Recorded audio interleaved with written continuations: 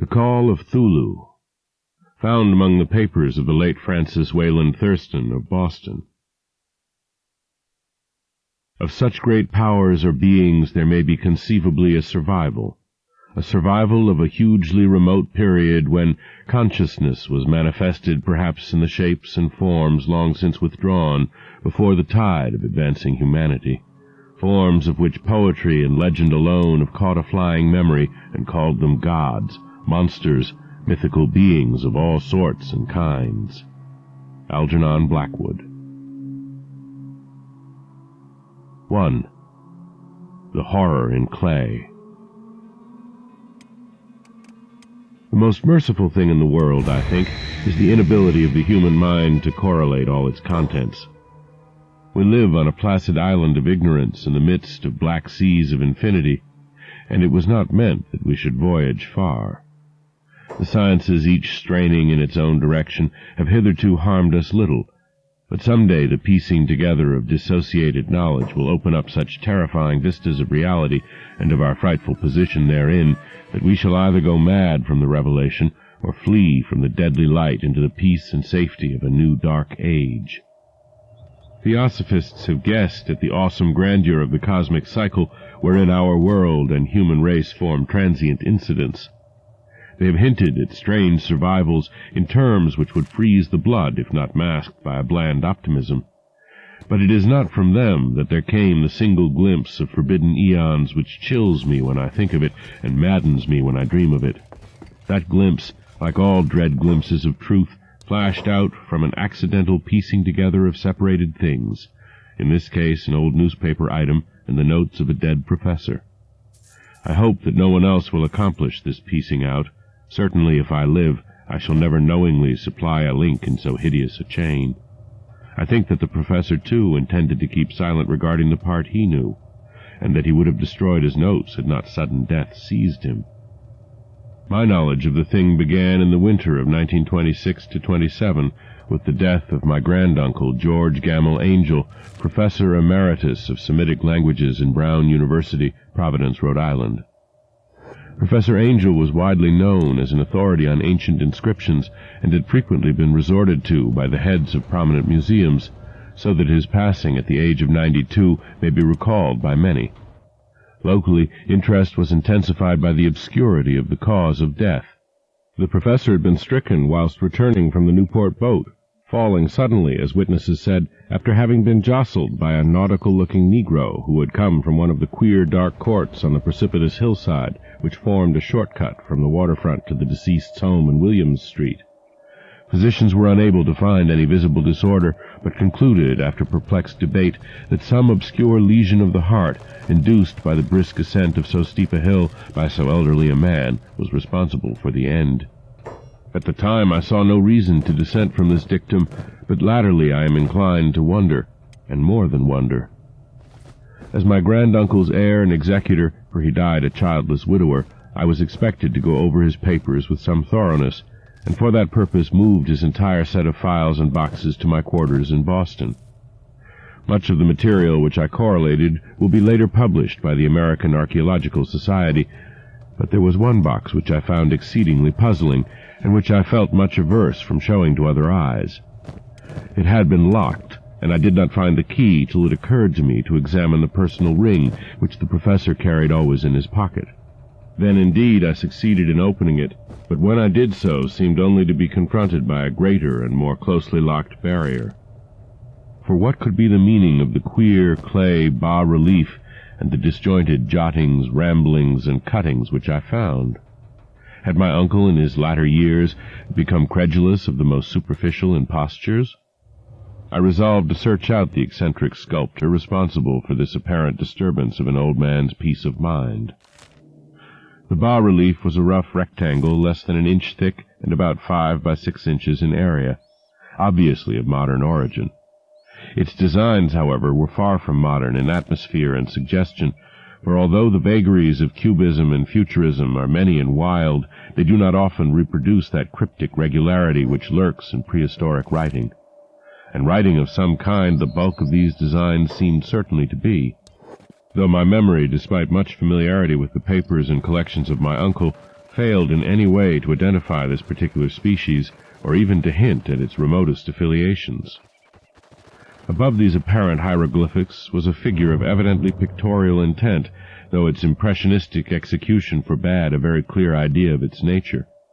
It seemed to be a sort of monster, or symbol representing a monster, of a form which only a diseased fancy could conceive.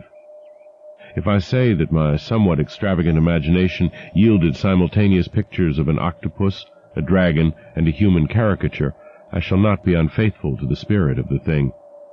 A pulpy, tentacled head surmounted a grotesque and scaly body with rudimentary wings, but it was the general outline of the whole which made it most shockingly frightful. Behind the figure was a vague suggestion of a cyclopean architectural background. The writing accompanying this oddity was, aside from a stack of press cuttings, in Professor Angel's most recent hand, and made no pretense to literary style. What seemed to be the main document was headed Thulu Cult, in characters painstakingly printed to avoid the erroneous reading of a word so unheard of. The manuscript was divided into two sections, the first of which was headed 1925, Dream and Dream Work of H.A. Wilcox, 7 Thomas Street, Providence, Rhode Island, and the second, Narrative of Inspector John R. LaGrasse, 121 Bienville Street, New Orleans, Louisiana. At 1908 AAS meeting, notes on same, and Professor Webb's account.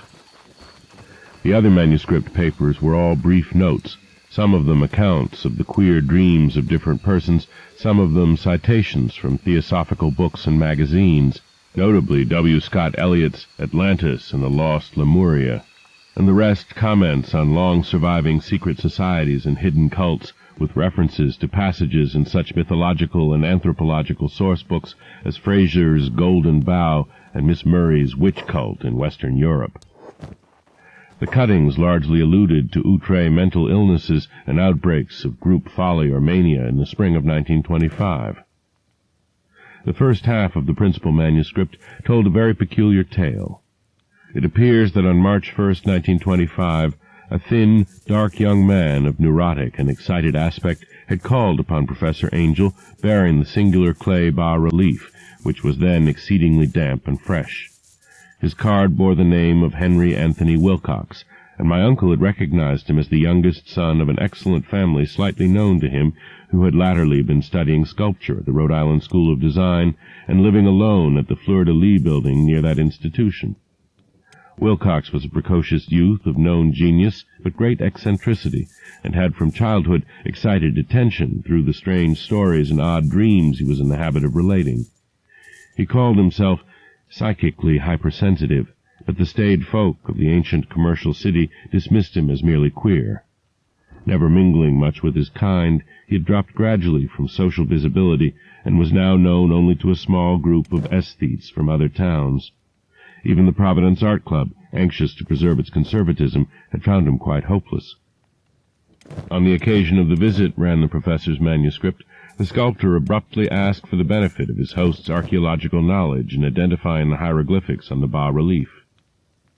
He spoke in a dreamy, stilted manner which suggested pose and alienated sympathy, and my uncle showed some sharpness in replying, for the conspicuous freshness of the tablet implied kinship with anything but archaeology. Young Wilcox's rejoinder, which impressed my uncle enough to make him recall and record it verbatim, was of a fantastically poetic cast, which must have typified his whole conversation, and which I have since found highly characteristic of him. He said, "It is new indeed, for I made it last night in a dream of strange cities, and dreams are older than brooding Tyre, or the contemplative Sphinx, or garden-girdled Babylon." It was then that he began that rambling tale which suddenly played upon a sleeping memory and won the fevered interest of my uncle. There had been a slight earthquake tremor the night before, the most considerable felt in New England for some years, and Wilcox's imagination had been keenly affected. Upon retiring, he had had an unprecedented dream of great cyclopean cities, of Titan blocks and sky-flung monoliths, all dripping with green ooze and sinister with latent horror. Hieroglyphics had covered the walls and pillars, and from some undetermined point below had come a voice that was not a voice, a chaotic sensation which only fancy would transmute into sound, but which he attempted to render by the almost unpronounceable jumble of letters, Thulu Fatagan. This verbal jumble was the key to the recollection which excited and disturbed Professor Angel. He questioned the sculptor with scientific minuteness, and studied with almost frantic intensity the bas-relief on which the youth had found himself working, chilled and clad only in his night-clothes, when waking had stolen bewilderingly over him. My uncle blamed his old age, Wilcox afterward said, for his slowness in recognizing both hieroglyphics and pictorial design. Many of his questions seemed highly out of place to his visitor, especially those which tried to connect the latter with strange cults or societies, and Wilcox could not understand the repeated promises of silence which he was offered in exchange for an admission of membership in some widespread mystical or paganly religious body. When Professor Angel became convinced that the sculptor was indeed ignorant of any cult or system of cryptic lore, he besieged his visitor with demands for future reports of dreams. This bore regular fruit, for after the first interview the manuscript records daily calls of the young man, during which he related startling fragments of nocturnal imagery whose burden was always some terrible cyclopean vista of dark and dripping stone, with a subterrene voice or intelligence shouting monotonously in enigmatical sense impacts, uninscribable save as gibberish. The two sounds most frequently repeated are those rendered by the letters Thulu and Rilye. On March 23rd, the manuscript continued, Wilcox failed to appear, and inquiries at his quarters revealed that he had been stricken with an obscure sort of fever and taken to the home of his family in Waterman Street. He had cried out in the night, arousing several other artists in the building, and had manifested since then only alternations of unconsciousness and delirium. My uncle at once telephoned the family, and from that time forward kept close watch of the case, calling often at the Thayer Street office of Dr. Toby, whom he learned to be in charge. The youth's febrile mind, apparently, was dwelling on strange things, and the doctor shuddered now and then as he spoke of them. They included not only a repetition of what he had formerly dreamed, but touched wildly on a gigantic thing miles high which walked or lumbered about. He at no time fully described this object, but occasional frantic words, as repeated by Dr. Toby, convinced the professor that it must be identical with the nameless monstrosity he had sought to depict in his dream sculpture. Reference to this object, the doctor added, was invariably a prelude to the young man's subsidence into lethargy. His temperature, oddly enough, was not greatly above normal, but his whole condition was otherwise such as to suggest true fever rather than mental disorder. On April 2nd, at about 3 p.m., every trace of Wilcox's malady suddenly ceased. He sat upright in bed, astonished to find himself at home, and completely ignorant of what had happened in dream or reality since the night of March 22nd. Pronounced well by his physician, he returned to his quarters in 3 days. But to Professor Angel he was of no further assistance.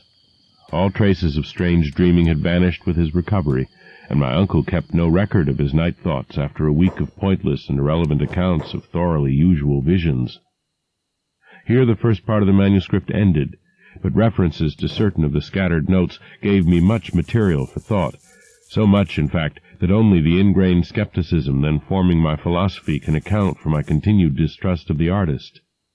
The notes in question were those descriptive of the dreams of various persons covering the same period as that in which young Wilcox had had his strange visitations. My uncle, it seems, had quickly instituted a prodigiously far-flung body of inquiries amongst nearly all the friends whom he could question without impertinence, asking for nightly reports of their dreams and the dates of any notable visions for some time past. The reception of his request seems to have been varied, but he must, at the very least, have received more responses than any ordinary man could have handled without a secretary. This original correspondence was not preserved, but his notes formed a thorough and really significant digest. Average people in society and business, New England's traditional salt of the earth, gave an almost completely negative result, though scattered cases of uneasy but formless nocturnal impressions appeared here and there, always between March 23rd and April 2nd, the period of young Wilcox's delirium. Scientific men were little more affected, though 4 cases of vague descriptions suggest fugitive glimpses of strange landscapes, and in one case there is mentioned a dread of something abnormal. It was from the artists and poets that the pertinent answers came, and I know that panic would have broken loose had they been able to compare notes.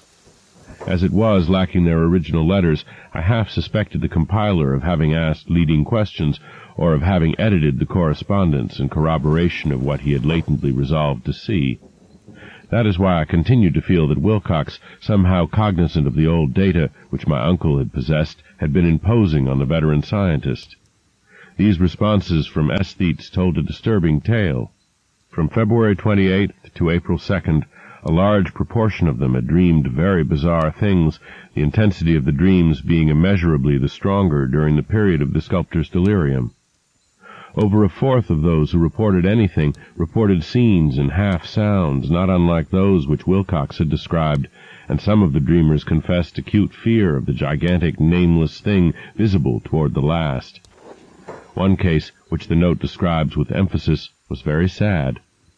The subject, a widely known architect with leanings toward theosophy and occultism, went violently insane on the date of young Wilcox's seizure, and expired several months later after incessant screamings to be saved from some escaped denizen of hell.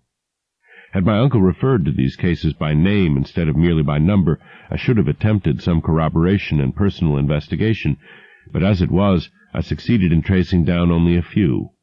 All of these, however, bore out the notes in full. I have often wondered if all the objects of the professor's questioning felt as puzzled as did this fraction. It is well that no explanation shall ever reach them. The press cuttings, as I have intimated, touched on cases of panic, mania, and eccentricity during the given period. Professor Angel must have employed a cutting bureau, for the number of extracts was tremendous, and the sources scattered throughout the globe. Here was a nocturnal suicide in London, where a lone sleeper had leaped from a window after a shocking cry. Here, likewise, a rambling letter to the editor of a paper in South America, where a fanatic deduces a dire future from visions he has seen. A dispatch from California describes a theosophist colony as donning white robes en masse for some glorious fulfillment which never arrives, whilst items from India speak guardedly of serious native unrest toward the end of March. Voodoo orgies multiply in Haiti, and African outposts report ominous mutterings. American officers in the Philippines find certain tribes bothersome about this time, and New York policemen are mobbed by hysterical Levantines on the night of March 22nd to 23rd. The west of Ireland, too, is full of wild rumor and legendry, and a fantastic painter named Ardois Bonneau hangs a blasphemous dream landscape in the Paris Spring Salon of 1926. And so numerous are the recorded troubles in insane asylums that only a miracle can have stopped the medical fraternity from noting strange parallelisms and drawing mystified conclusions. A weird bunch of cuttings, all told, and I can at this date scarcely envisage the callous rationalism with which I set them aside. But I was then convinced that young Wilcox had known of the older matters mentioned by the professor. 2. The Tale of Inspector Legrasse. The older matters which had made the sculptor's dream and bas-relief so significant to my uncle formed the subject of the second half of his long manuscript. Once before, it appears, Professor Angel had seen the hellish outlines of the nameless monstrosity, puzzled over the unknown hieroglyphics, and heard the ominous syllables which can be rendered only as Thulu. And all this in so stirring and horrible a connection that it is small wonder he pursued young Wilcox with queries and demands for data. The earlier experience had come in 1908, 17 years before, when the American Archaeological Society held its annual meeting in St. Louis. Professor Angel, as befitted one of his authority and attainments, had had a prominent part in all the deliberations, and was one of the first to be approached by the several outsiders who took advantage of the convocation to offer questions for correct answering and problems for expert solution.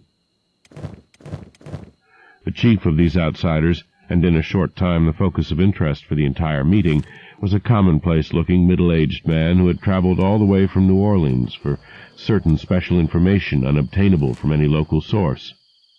His name was John Raymond Legrasse, and he was by profession an inspector of police.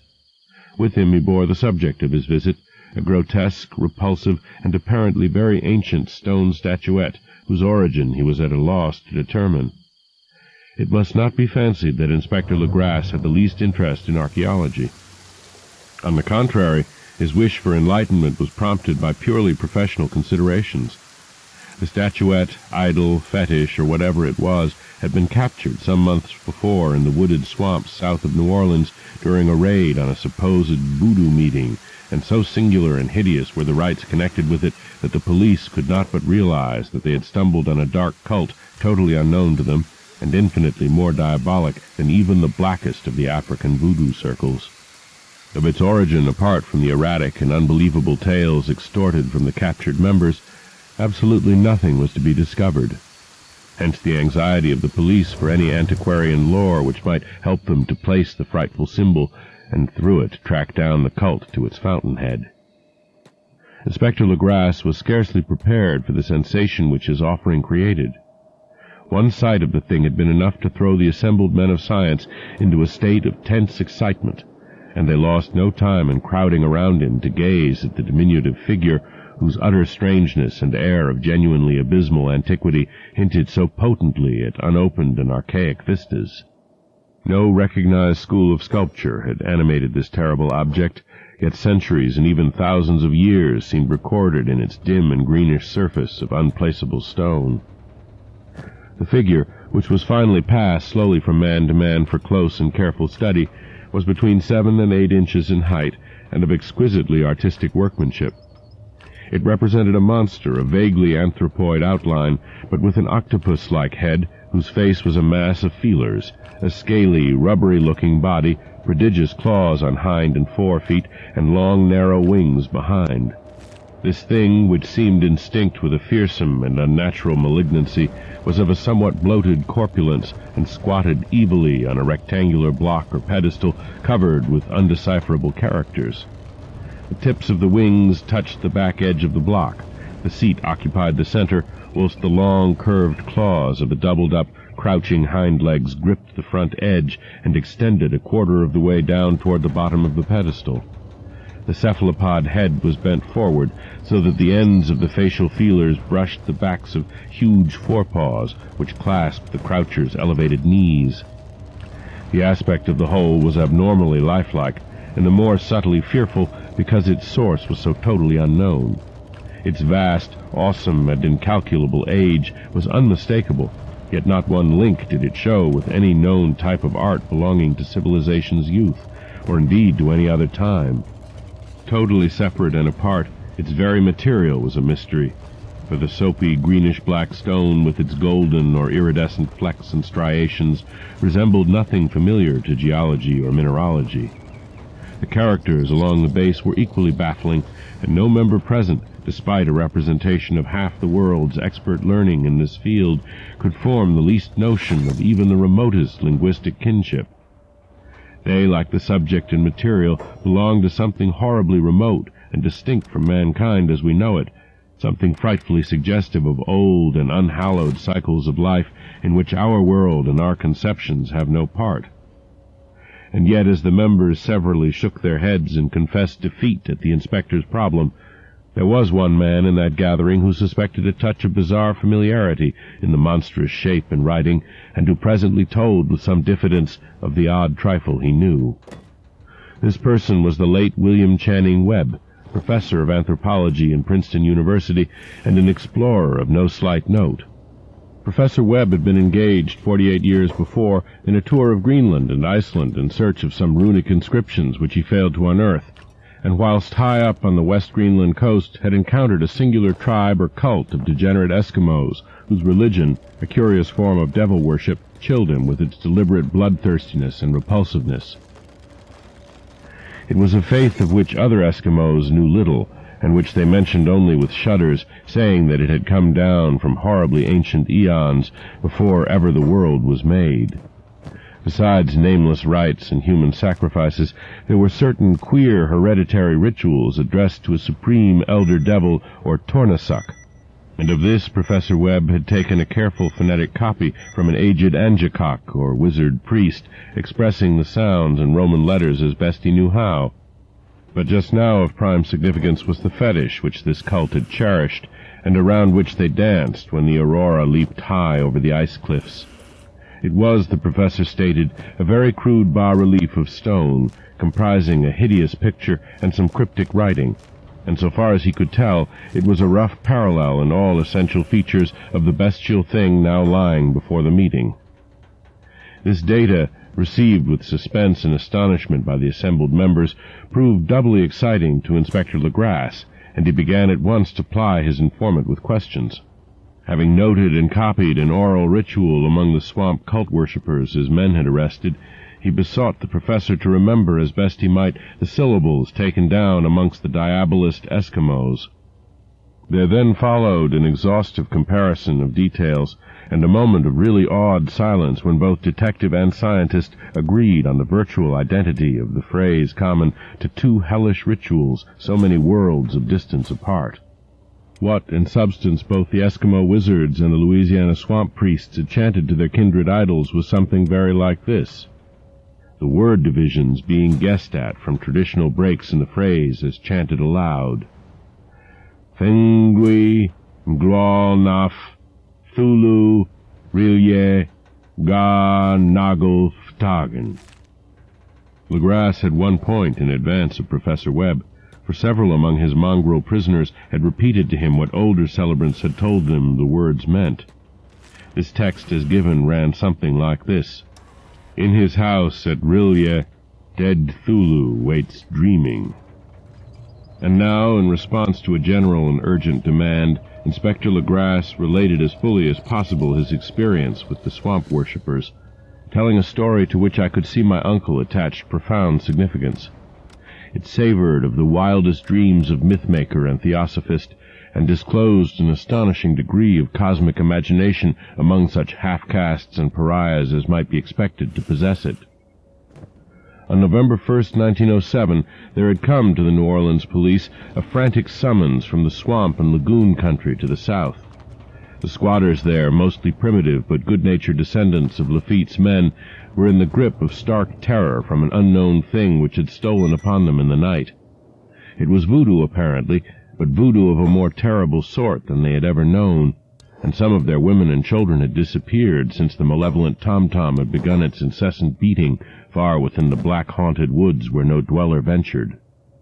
There were insane shouts and harrowing screams, soul-chilling chants and dancing devil flames, and the frightened messenger added the people could stand it no more. So a body of 20 police, filling 2 carriages and an automobile, had set out in the late afternoon with the shivering squatter as a guide. At the end of the passable road they alighted, and for miles splashed on in silence through the terrible cypress woods where day never came. Ugly roots and malignant hanging nooses of Spanish moss beset them, and now and then a pile of dank stones or fragment of a rotting wall intensified by its hint of morbid habitation, a depression which every malformed tree and every fungus islet combined to create. At length the squatter settlement, a miserable huddle of huts, hove in sight, and hysterical dwellers ran out to cluster around the group of bobbing lanterns. The muffled beat of tom-toms was now faintly audible far, far ahead, and a curdling shriek came at infrequent intervals when the wind shifted. A reddish glare, too, seemed to filter through the pale undergrowth beyond endless avenues of forest night. Reluctant even to be left alone again, each one of the cowed squatters refused point-blank to advance another inch toward the scene of unholy worship, so Inspector Legrasse and his 19 colleagues plunged on unguided into black arcades of horror that none of them had ever trod before. The region now entered by the police was one of traditionally evil repute, substantially unknown and untraversed by white men. There were legends of a hidden lake unglimpsed by mortal sight, in which dwelt a huge, formless, white polypus thing with luminous eyes, and squatters whispered that bat-winged devils flew up out of caverns in inner earth to worship it at midnight. They said it had been there before d'Iberville, before La Salle, before the Indians, and before even the wholesome beasts and birds of the woods. It was nightmare itself, and to see it was to die. But it made men dream, and so they knew enough to keep away. The present voodoo orgy was, indeed, on the merest fringe of this abhorred area, but that location was bad enough. Hence perhaps the very place of the worship had terrified the squatters more than the shocking sounds and incidents. Only poetry or madness could do justice to the noises heard by Legras's men as they plowed on through the black morass toward the red glare and the muffled tom-toms. There are vocal qualities peculiar to men and vocal qualities peculiar to beasts, and it is terrible to hear the one when the source should yield the other. Animal fury and orgiastic license here whipped themselves to demoniac heights by howls and squawking ecstasies that tore and reverberated through those nighted woods like pestilential tempests from the gulfs of hell. Now and then the less organized ululation would cease, and from what seemed a well-drilled chorus of hoarse voices would rise and sing-song chant that hideous phrase or ritual, Fengui Mglolnaf Thulu Rilye Ga Nagel Ftagen. Then the men, having reached a spot where the trees were thinner, came suddenly in sight of the spectacle itself.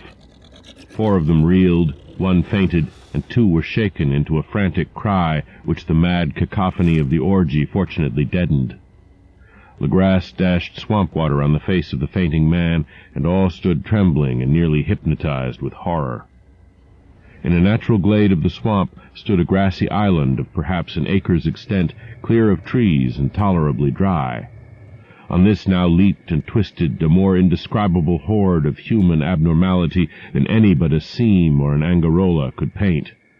Void of clothing, this hybrid spawn were braying, bellowing, and writhing about a monstrous, ring-shaped bonfire, in the center of which, revealed by occasional rifts in the curtain of flame, stood a great granite monolith, some 8 feet in height, on top of which, incongruous with its diminutiveness, rested the noxious carven statuette.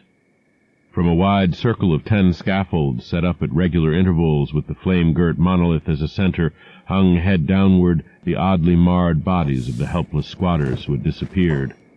It was inside this circle that the ring of worshippers jumped and roared, the general direction of the mass motion being from left to right, in endless bacchanal between the ring of bodies and the ring of fire. It may have been only imagination, and it may have been only echoes which induced one of the men, an excitable Spaniard, to fancy he heard antiphonal responses to the ritual from some far and unillumined spot deeper within the wood of ancient legendry and horror. This man, Joseph D. Galvez, I later met and questioned, and he proved distractingly imaginative. He indeed went so far as to hint of the faint beating of great wings and of a glimpse of shining eyes and a mountainous white bulk beyond the remotest trees, but I suppose he had been hearing too much native superstition. Actually, the horrified pause of the men was of comparatively brief duration.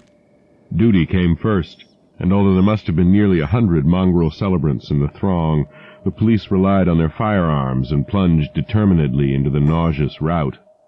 For 5 minutes the resultant din and chaos were beyond description. Wild blows were struck, shots were fired, and escapes were made, but in the end Legras was able to count some 47 sullen prisoners, whom he forced to dress in haste and fall into line between 2 rows of policemen. 5 of the worshippers lay dead, and 2 severely wounded ones were carried away on improvised stretchers by their fellow prisoners. The image on the monolith, of course, was carefully removed and carried back by Legras. Examined at headquarters after a trip of intense strain and weariness, the prisoners all proved to be men of a very low, mixed-blooded and mentally aberrant type. Most were seamen, and a sprinkling of Negroes and mulattoes, largely West Indians or Brava Portuguese from the Cape Verde Islands, gave a coloring of voodooism to the heterogeneous cult. But before many questions were asked, it became manifest that something far deeper and older than Negro fetishism was involved. Degraded and ignorant as they were, the creatures held with surprising consistency to the central idea of their loathsome faith. They worshipped, so they said, the great old ones who lived ages before there were any men, and who came to the young world out of the sky. Those old ones were gone now, inside the earth and under the sea, but their dead bodies had told their secrets in dreams to the first men, who formed a cult which had never died. This was that cult, and the prisoners said it had always existed and always would exist, hidden in distant wastes and dark places all over the world until the time when the great priest Thulu from his dark house in the mighty city of Rilye under the waters should rise and bring the earth again beneath his sway. Some day he would call when the stars were ready, and the secret cult would always be waiting to liberate him. Meanwhile, no more must be told. There was a secret which even torture could not extract. Mankind was not absolutely alone among the conscious things of earth, for shapes came out of the dark to visit the faithful few. But these were not the great Old Ones. No man had ever seen the Old Ones.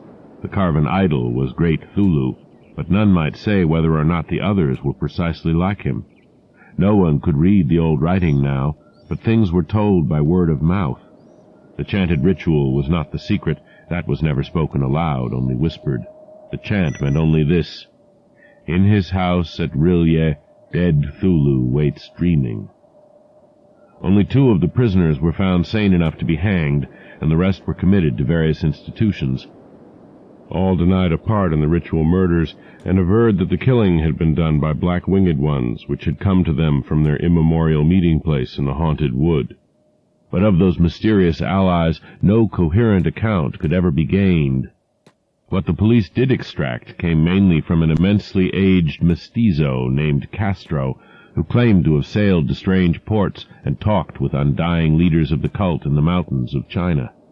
Old Castro remembered bits of hideous legend that paled the speculations of theosophists and made man and the world seem recent and transient indeed. There had been eons when other things ruled on the earth, and they had had great cities. Remains of them, he said the deathless Chinamen had told him, were still to be found as cyclopean stones on islands in the Pacific. They all died vast epochs of time before men came, but there were arts which could revive them when the stars had come round again to the right positions in the cycle of eternity. They had indeed come themselves from the stars and brought their images with them. These great Old Ones, Castro continued, were not composed altogether of flesh and blood. They had shape, for did not this star-fashioned image prove it? But that shape was not made of matter. When the stars were right, they could plunge from world to world through the sky, but when the stars were wrong, they could not live. But although they no longer lived, they would never really die. They all lay in stone houses in their great city of Rilye, preserved by the spells of mighty Thulu for a glorious resurrection when the stars and the earth might once more be ready for them. But at that time some force from outside must serve to liberate their bodies. The spells that preserved them intact likewise prevented them from making an initial move, and they could only lie awake in the dark and think whilst uncounted millions of years rolled by. They knew all that was occurring in the universe, but their mode of speech was transmitted thought. Even now they talked in their tombs. When, after infinities of chaos, the first men came, the great Old Ones spoke to the sensitive among them by molding their dreams, for only thus could their language reach the fleshly minds of mammals. Then, whispered Castro, those first men formed the cult around small idols which the Great Ones showed them. Idols brought in dim eras from dark stars. That cult would never die till the stars came right again, and the secret priests would take Great Thulu from his tomb to revive his subjects and resume his rule of earth. The time would be easy to know, for then mankind would have become as the great Old Ones, free and wild and beyond good and evil, with laws and morals thrown aside, and all men shouting and killing and reveling in joy. Then the liberated Old Ones would teach them new ways to shout and kill and revel and enjoy themselves, and all the earth would flame with a holocaust of ecstasy and freedom. Meanwhile, the cult, by appropriate rites, must keep alive the memory of those ancient ways and shadow forth the prophecy of their return. In the elder time, chosen men had talked with the entombed Old Ones in dreams, but then something had happened. The great stone city Rilye, with its monoliths and sepulchres, had sunk beneath the waves, and the deep waters, full of the one primal mystery through which not even thought can pass, had cut off the spectral intercourse. But memory never died, and high priests said that the city would rise again when the stars were right. Then came out of the earth the black spirits of earth, mouldy and shadowy, and full of dim rumors picked up in caverns beneath forgotten sea bottoms. But of them old Castro dared not speak much. He cut himself off hurriedly, and no amount of persuasion or subtlety could elicit more in this direction. The size of the old ones, too, he curiously declined to mention.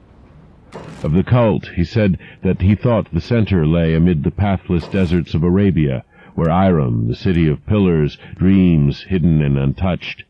It was not allied to the European witch cult, and was virtually unknown beyond its members.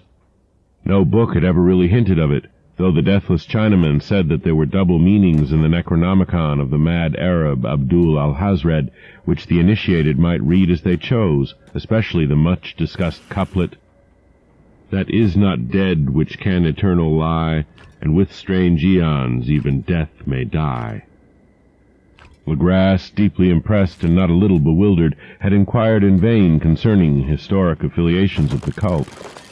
Castro apparently had told the truth when he said that it was wholly secret. The authorities at Tulane University could shed no light upon either cult or image, and now the detective had come to the highest authorities in the country and met with no more than the Greenland tale of Professor Webb.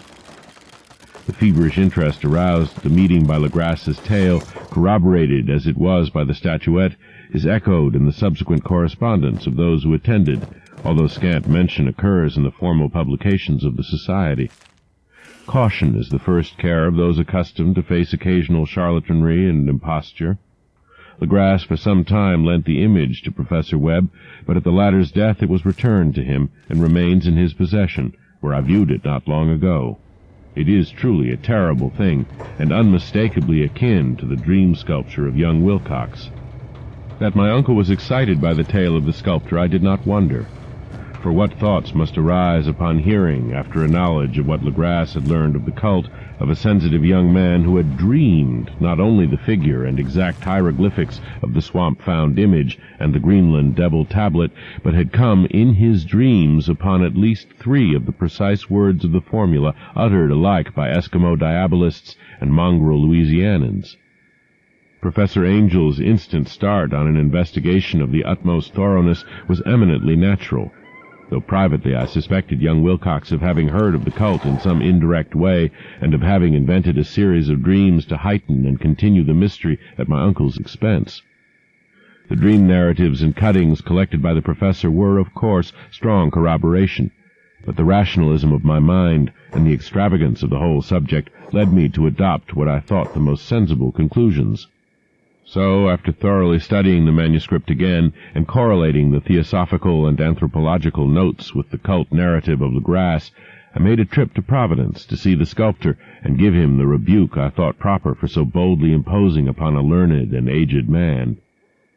Wilcox still lived alone in the Fleur-de-Lis building in Thomas Street, a hideous Victorian imitation of 17th-century Breton architecture which flaunts its stuccoed front amidst the lovely colonial houses on the ancient hill, and under the very shadow of the finest Georgian steeple in America. I found him at work in his rooms, and at once conceded from the specimens scattered about that his genius is indeed profound and authentic. He will, I believe, sometime be heard from as one of the great decadents, for he has crystallized in clay and will one day mirror in marble those nightmares and fantasies which Arthur Machen evokes in prose and Clark Ashton Smith makes visible in verse and in painting. Dark, frail, and somewhat unkempt in aspect, he turned languidly at my knock and asked me my business without rising. When I told him who I was, he displayed some interest, for my uncle had excited his curiosity in probing his strange dreams, yet had never explained the reason for the study. I did not enlarge his knowledge in this regard, but sought with some subtlety to draw him out. In a short time I became convinced of his absolute sincerity, for he spoke of the dreams in a manner none could mistake. They and their subconscious residuum had influenced his art profoundly, and he showed me a morbid statue whose contours almost made me shake with the potency of its black suggestion. He could not recall having seen the original of this thing except in his own dream bas-relief, but the outlines had formed themselves insensibly under his hands. It was no doubt the giant shape he had raved of in delirium.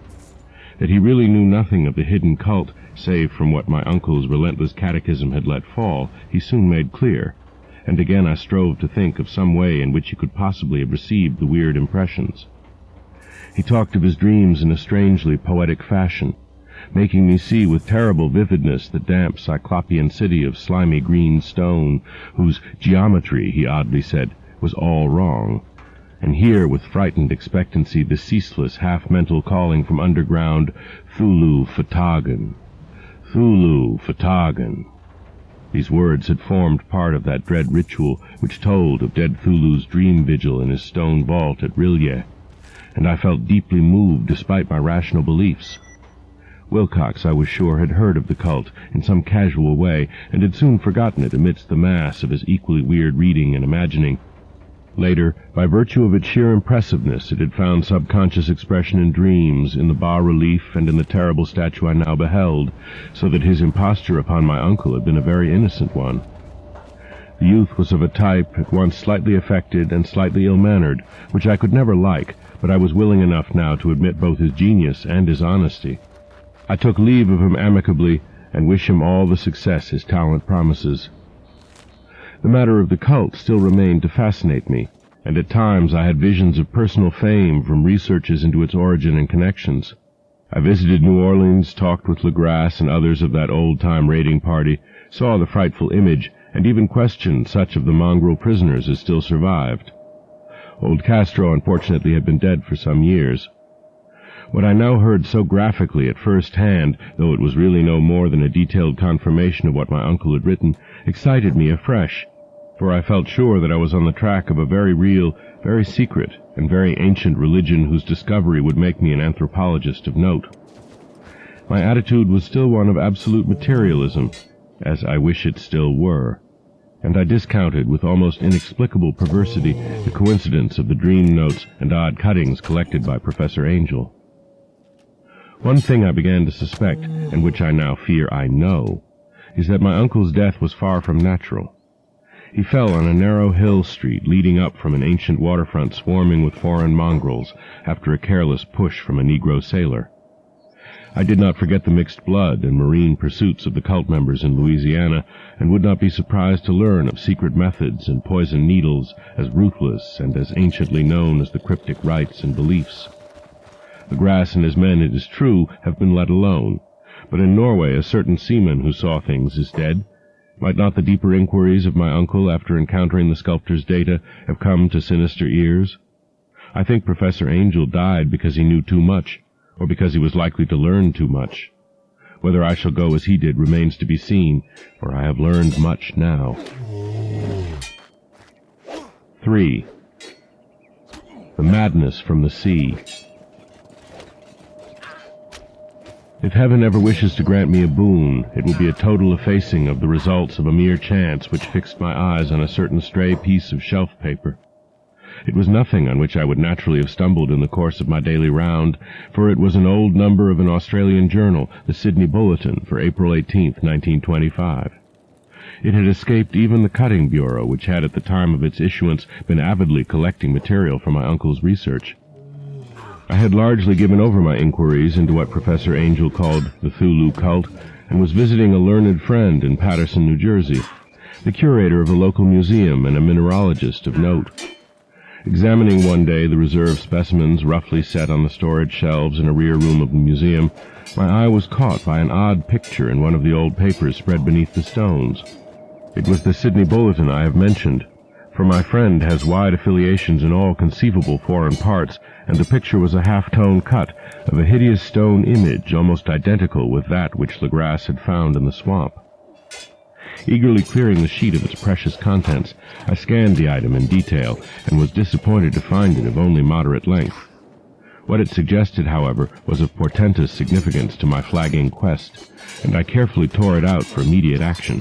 It read as follows: Mystery derelict found at sea. Vigilant arrives with helpless armed New Zealand yacht in tow. One survivor and dead man found aboard. Tale of desperate battle and deaths at sea. Rescued seaman refuses particulars of strange experience. Odd idol found in his possession. Inquiry to follow. The Morris & Company's freighter Vigilant, bound from Valparaiso, arrived this morning at its wharf in Darling Harbor, having in tow the battled and disabled but heavily armed steam yacht Alert of Dunedin, New Zealand, which was sighted April 12th in south latitude 34 degrees 21 minutes, west longitude 152 degrees 17 minutes, with one living and one dead man aboard. The Vigilant left Valparaiso March 25th, and on April 2nd was driven considerably south of her course by exceptionally heavy storms and monster waves. On April 12th, the derelict was sighted, and though apparently deserted, was found upon boarding to contain one survivor in a half-delirious condition and one man who had evidently been dead for more than a week. The living man was clutching a horrible stone idol of unknown origin, about a foot in height, regarding whose nature authorities at Sydney University, the Royal Society, and the museum in College Street all profess complete bafflement, and which the survivor says he found in the cabin of the yacht in a small carved shrine of common pattern. This man, after recovering his senses, told an exceedingly strange story of piracy and slaughter. He is Gustaf Johansen, a Norwegian of some intelligence, and had been second mate of the two-masted schooner Emma of Auckland, which sailed for Callao February 20th with a complement of 11 men. The Emma, he says, was delayed and thrown widely south of her course by the great storm of March 1st, and on March 22nd, in south latitude 49 degrees 51 minutes, west longitude 128 degrees 34 minutes, encountered the Alert, manned by a queer and evil-looking crew of Kanakas and half-castes. Being ordered peremptorily to turn back, Captain Collins refused, whereupon the strange crew began to fire savagely and without warning upon the schooner with a peculiarly heavy battery of brass cannon forming part of the yacht's equipment. The Emma's men showed fight, says the survivor, and though the schooner began to sink from shots beneath the waterline, they managed to heave alongside their enemy and board her, grappling with the savage crew on the yacht's deck and being forced to kill them all, the number being slightly superior because of their particularly abhorrent and desperate, though rather clumsy mode of fighting. 3 of the Emma's men, including Captain Collins and First Mate Green, were killed, and the remaining 8, under Second Mate Johansen, proceeded to navigate the captured yacht, going ahead in their original direction to see if any reason for their ordering back had existed. The next day, it appears, they raised and landed on a small island, although none is known to exist in that part of the ocean, and 6 of the men somehow died ashore, though Johansen is queerly reticent about this part of his story and speaks only of their falling into a rock chasm. Later, it seems, he and one companion boarded the yacht and tried to manage her, but were beaten about by the storm of April 2nd. From that time till his rescue on the 12th, the man remembers little, and he does not even recall when William Bryden, his companion, died. Bryden's death reveals no apparent cause, and was probably due to excitement or exposure. Cable advices from Dunedin report that the Alert was well known there as an island trader and bore an evil reputation along the waterfront. It was owned by a curious group of half-castes whose frequent meetings and night trips to the woods attracted no little curiosity, and it had set sail in great haste just after the storm and earth tremors of March 1st. Our Auckland correspondent gives the Emma and her crew an excellent reputation, and Johansen is described as a sober and worthy man. The Admiralty will institute an inquiry on the whole matter beginning tomorrow, at which every effort will be made to induce Johansen to speak more freely than he has done hitherto. This was all, together with the picture of the hellish image, but what a train of ideas it started in my mind. Here were new treasuries of data on the Thulu cult, and evidence that it had strange interests at sea as well as on land. What motive prompted the hybrid crew to order back the Emma as they sailed about with their hideous idol? What was the unknown island on which 6 of the Emma's crew had died, and about which the mate Johansen was so secretive? What had the Vice-Admiralty's investigation brought out, and what was known of the noxious cult in Dunedin? And most marvelous of all, what deep and more than natural linkage of dates was this which gave a malign and now undeniable significance to the various turns of events so carefully noted by my uncle? March 1st, our February 28th, according to the international dateline, the earthquake and storm had come.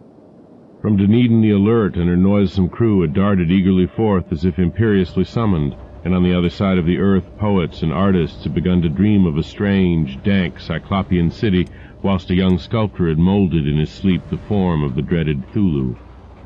March 23rd, the crew of the Emma landed on an unknown island and left 6 men dead, and on that date the dreams of sensitive men assumed a heightened vividness and darkened with dread of a giant monster's malign pursuit, whilst an architect had gone mad and a sculptor had lapsed suddenly into delirium. And what of this storm of April 2nd, the date on which all dreams of the dank city ceased, and Wilcox emerged unharmed from the bondage of strange fever? What of all this? And of those hints of old Castro about the sunken, star-born old ones and their coming reign, their faithful cult, and their mastery of dreams? Was I tottering on the brink of cosmic horrors beyond man's power to bear? If so, there must be horrors of the mind alone, for in some way the 2nd of April had put a stop to whatever monstrous menace had begun its siege of mankind's soul. That evening, after a day of hurried cabling and arranging, I bade my host adieu and took a train for San Francisco. In less than a month I was in Dunedin, where, however, I found that little was known of the strange cult members who had lingered in the old sea taverns. Waterfront scum was far too common for special mention, though there was vague talk about one inland trip these mongrels had made, during which faint drumming and red flame were noted on the distant hills. In Auckland I learned that Johansen had returned with yellow hair turned white after a perfunctory and inconclusive questioning at Sydney, and had thereafter sold his cottage in West Street and sailed with his wife to his old home in Oslo. Of his stirring experience he would tell his friends no more than he had told the Admiralty officials, and all they could do was to give me his Oslo address. After that I went to Sydney and talked profitlessly with seamen and members of the Vice-Admiralty Court. I saw the Alert, now sold and in commercial use, at Circular Quay in Sydney Cove, but gained nothing from its non-committal bulk.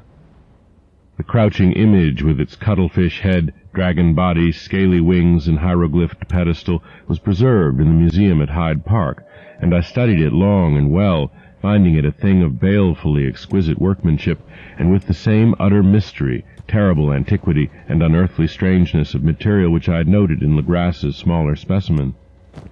Geologists, the curator told me, had found it a monstrous puzzle, for they vowed that the world held no rock like it.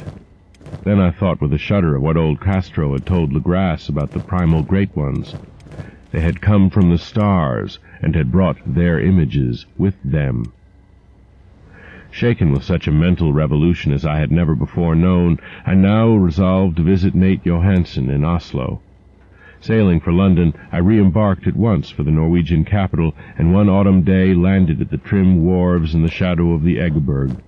Johansen's address, I discovered, lay in the old town of King Harald Hårode, which kept alive the name of Oslo during all the centuries that the greater city masqueraded as Christiana. I made the brief trip by taxicab and knocked with palpitant heart at the door of a neat and ancient building with plastered front. A sad-faced woman in black answered my summons, and I was stung with disappointment when she told me in halting English that Gustav Johansen was no more.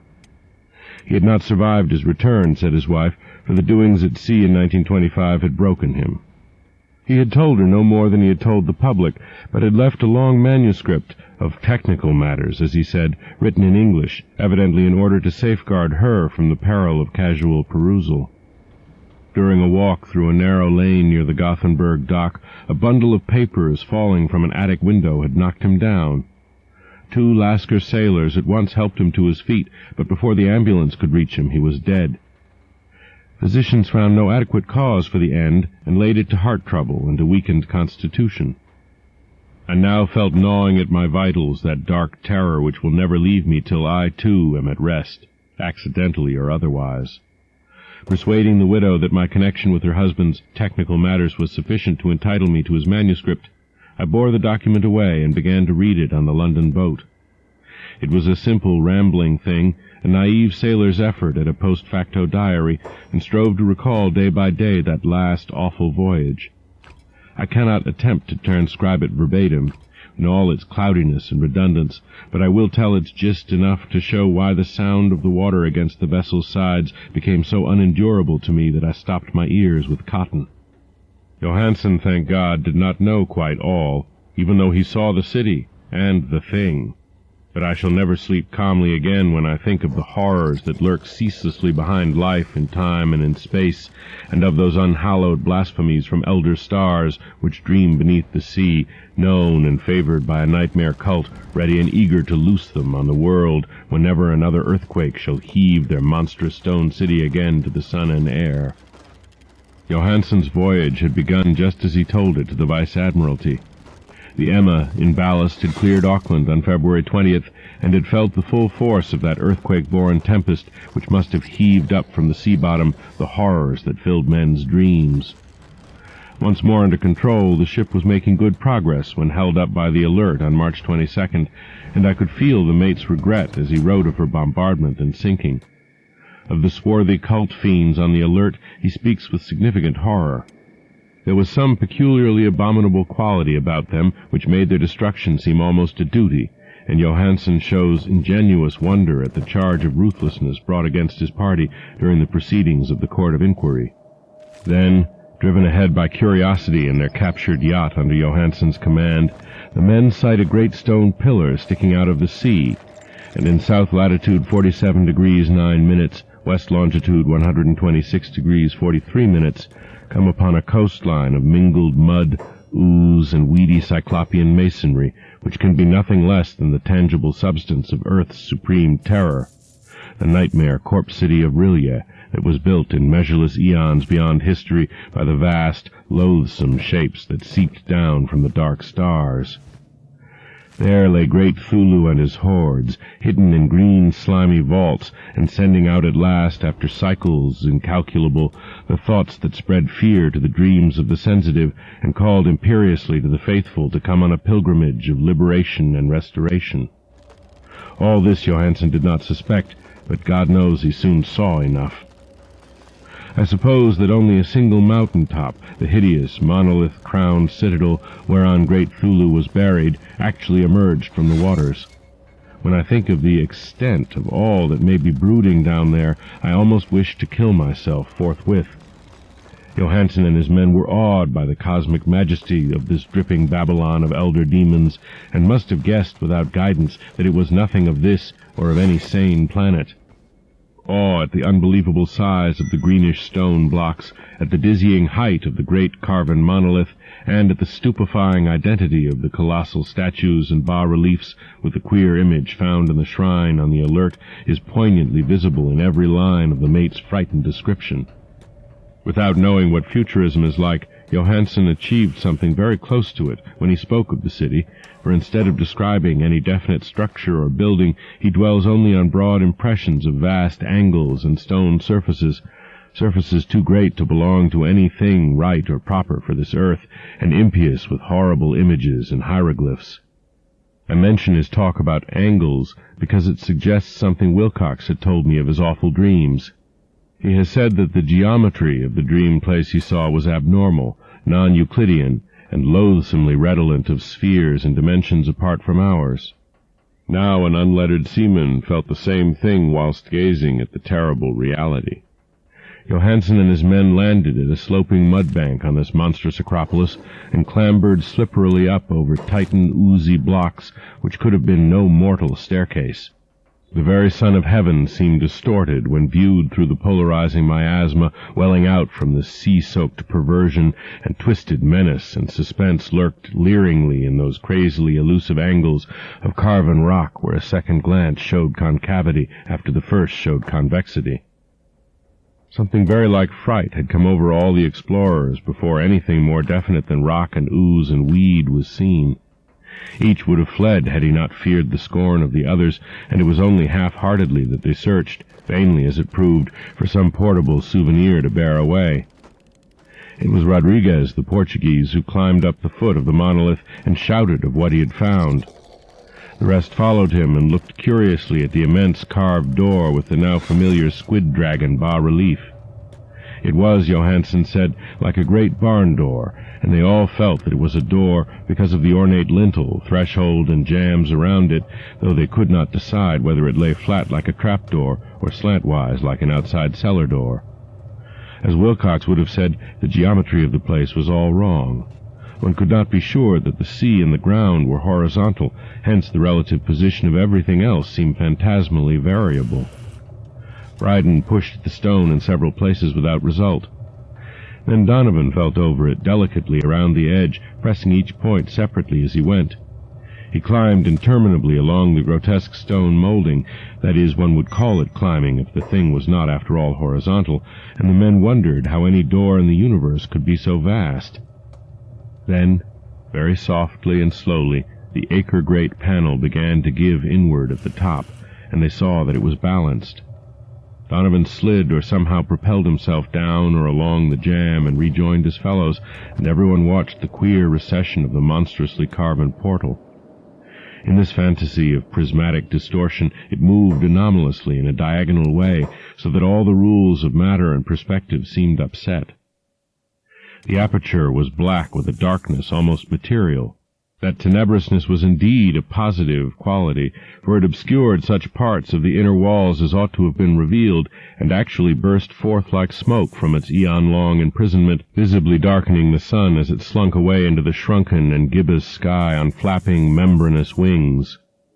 The odor arising from the newly opened depths was intolerable, and at length the quick-eared Hawkins thought he heard a nasty, slopping sound down there.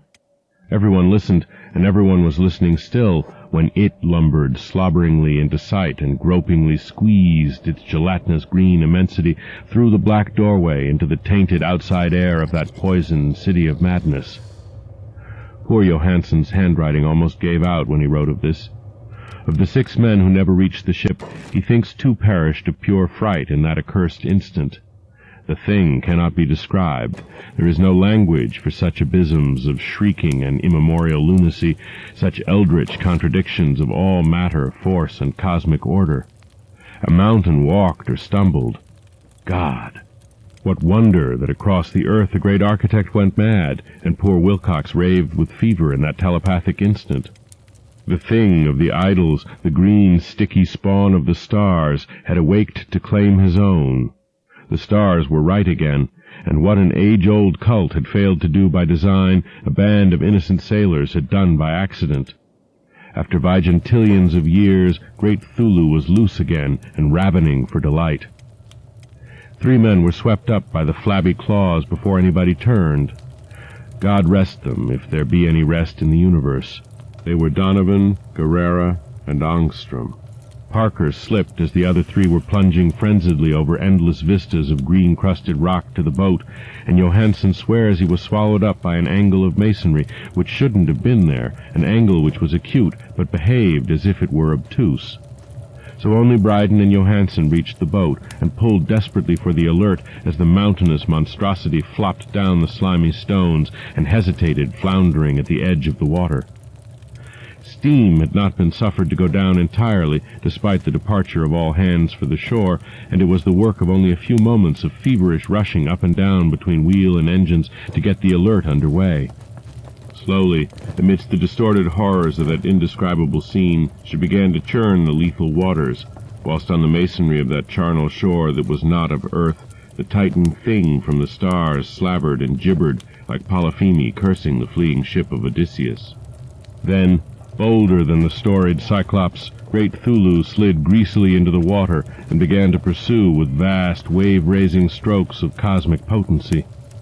Bryden looked back and went mad, laughing shrilly as he kept on laughing at intervals, till death found him one night in the cabin whilst Johansen was wandering deliriously.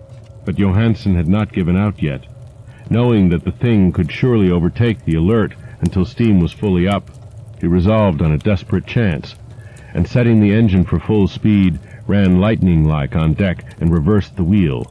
There was a mighty eddying and foaming in the noisome brine, and as the steam mounted higher and higher, the brave Norwegian drove his vessel head-on against the pursuing jelly, which rose above the unclean froth like the stern of a demon galleon. The awful squid head, with writhing feelers, came nearly up to the bowsprit of the sturdy yacht, but Johansen drove on relentlessly. There was a bursting as of an exploding bladder, a slushy nastiness as of a cloven sunfish, a stench as of 1,000 open graves, and a sound that the chronicler would not put on paper. For an instant the ship was befouled by an acrid and blinding green cloud, and then there was only a venomous seething astern, where, God in heaven, the scattered plasticity of that nameless sky-spawn was nebulously recombining in its hateful original form, whilst its distance widened every second as the Alert gained impetus from its mounting steam. That was all. After that, Johansen only brooded over the idol in the cabin and attended to a few matters of food for himself and the laughing maniac by his side. He did not try to navigate after the first bold flight, for the reaction had taken something out of his soul. Then came the storm of April 2nd and the gathering of the clouds about his consciousness. There is a sense of spectral whirling through liquid gulfs of infinity, of dizzying rides through reeling universes on a comet's tail, and of hysterical plunges from the pit to the moon and from the moon back again to the pit, all livened by a cachinnating chorus of the distorted, hilarious elder gods and the green, bat-winged, mocking imps of Tartarus. Out of that dream came rescue, the Vigilant, the Vice-Admiralty Court, the streets of Dunedin, and the long voyage back home to the old house by the Egeberg. He could not tell. They would think him mad. He would write of what he knew before death came, but his wife must not guess. Death would be a boon if only it could blot out the memories. That was the document I read, and now I have placed it in the tin box beside the bas-relief and the papers of Professor Angel. With it shall go this record of mine, this test of my own sanity, wherein is pieced together that which I hope may never be pieced together again. I have looked upon all that the universe has to hold of horror, and even the skies of spring and the flowers of summer must ever afterward be poison to me. But I do not think my life will be long. As my uncle went, as poor Johansen went, so I shall go. I know too much, and the cult still lives. Thulu still lives too, I suppose, again in that chasm of stone which has shielded him since the sun was young. His accursed city is sunken once more, for the Vigilant sailed over the spot after the April storm, but his ministers on earth still bellow and prance and slay around idol-capped monoliths in lonely places. He must have been trapped by the sinking whilst within his black abyss, or the world would by now be screaming with fright and frenzy. Who knows the end? What has risen may sink, and what has sunk may rise. Loathsomeness waits and dreams in the deep, and decay spreads over the tottering cities of men. A time will come, but I must not and cannot think. Let me pray that if I do not survive this manuscript, my executors may put caution before audacity and see that it meets no other eye.